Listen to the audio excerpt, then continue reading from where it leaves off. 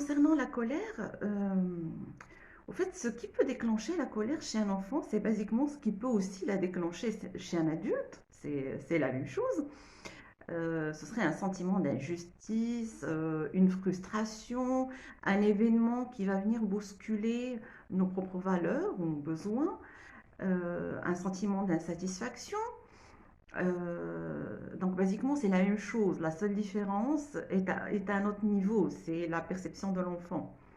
Ce qui peut nous sembler, nous adultes, futile ou anodin, pourrait venir bousculer un enfant.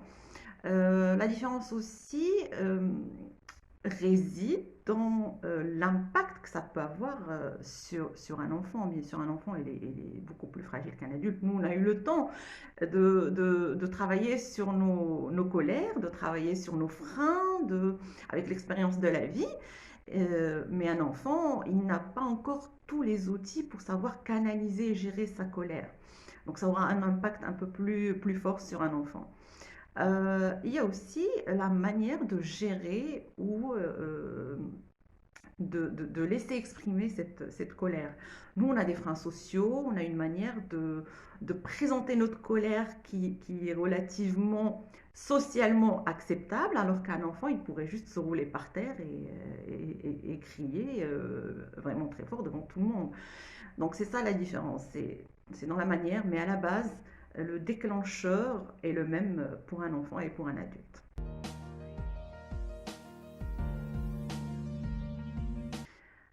Euh, alors oui, en effet, la crise que nous traversons tous, et puis la phase de confinement, toute cette perturbation que nous traversons dans notre quotidien, par rapport à l'école, par rapport aux sorties, aux habitudes de vie bien installées, à l'ordre établi dans les familles, bien sûr que tout ça vient impacter adultes et enfants. Sauf que l'enfant peut vivre ce qu'on appelle une double contrainte. C'est-à-dire, nous adultes, on est là à gérer ces perturbations, à essayer de nous adapter avec les outils d'adultes qu'on a, avec l'expérience de vie, avec le recul nécessaire en tant qu'adulte. Mais un enfant, non seulement il aura à gérer tout ça, mais il aura aussi à gérer des parents qui sont désemparés, qui sont tout aussi perdus que lui, qui n'ont pas forcément de réponse à lui apporter, ni de justification valable pour lui. Donc nous-mêmes, on a du mal à justifier certaines décisions, on ne sait plus sur quel pied danser. Et donc bien sûr, l'enfant, il est sous la double contrainte et de la crise sanitaire et des parents adultes autour de lui qui ne trouvent pas de réponse à ces réclamations, à ces demandes tout à fait légitimes, comme aller voir ses amis, fêter son anniversaire à la maison, reprendre ses activités sportives et culturelles et autres. Donc, mais on n'a pas de réponse parce que nous-mêmes, parents, nous ne savons pas. On s'adapte tous aux décisions qui arrivent petit à petit. Un jour on est confiné, un jour on ne l'est plus, un jour on est dans la zone A, un jour on n'est plus dans la zone A. Donc, c'est un peu compliqué pour les adultes, mais c'est encore plus compliqué pour les enfants. C'est ce qui explique l'énorme frustration des enfants et bien sûr, comme je l'ai dit au départ, la frustration déclenche bien sûr la colère, ce qui est tout à fait normal.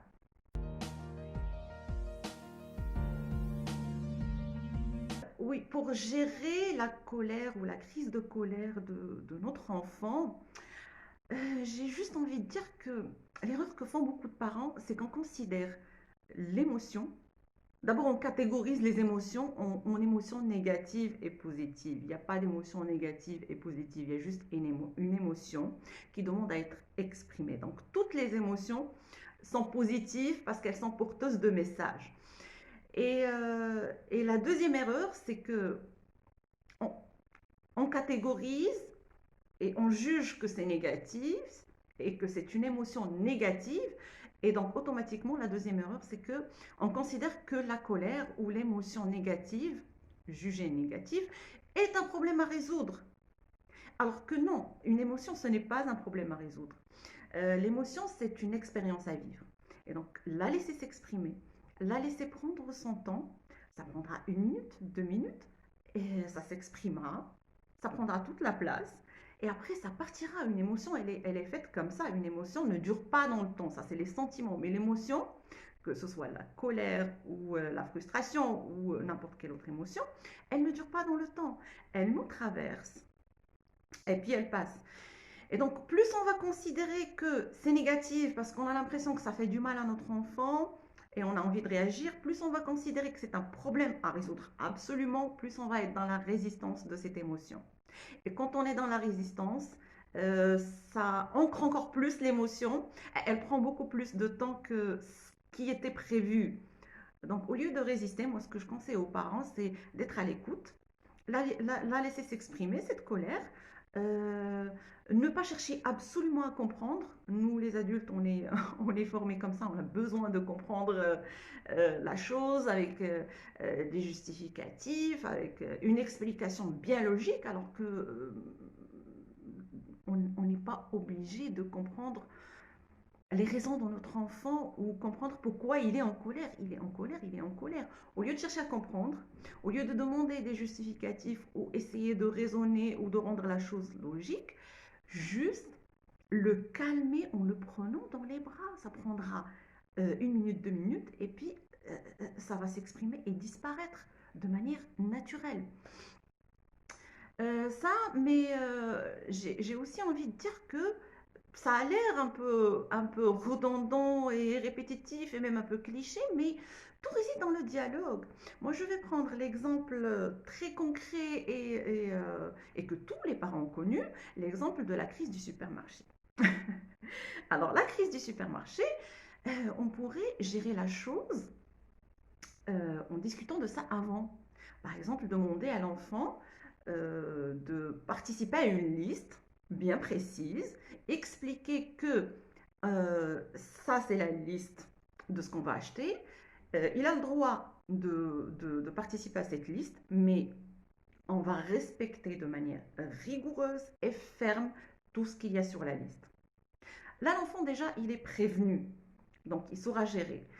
Et ça évitera les frustrations et les crises de pleurs dans le supermarché. Mais la deuxième chose à ne pas faire, c'est de violer les propres règles par les parents. C'est-à-dire, quand on a établi une liste, il n'est pas question en tant que parent de céder à une envie soudaine d'un paquet de chips supplémentaire qui n'était pas sur la liste ou la petite crème qui n'était pas inscrite. Donc, donner aussi l'exemple et être le premier à respecter les règles. Et ça, c'est juste un exemple pour dire que tout peut être résolu par l'explication, par le dialogue, par la préparation psychologique et mentale. Et ça aide à prévenir et à anticiper sur beaucoup de colère.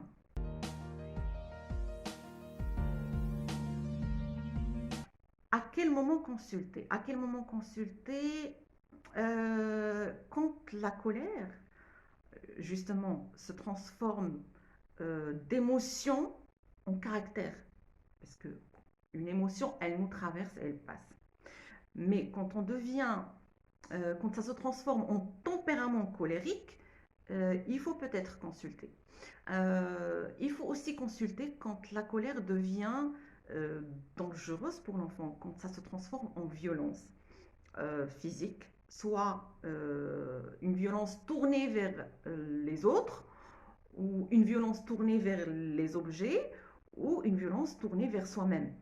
Dès que ça devient violent, que ça s'exprime de manière physique, à ce moment-là, il faut consulter.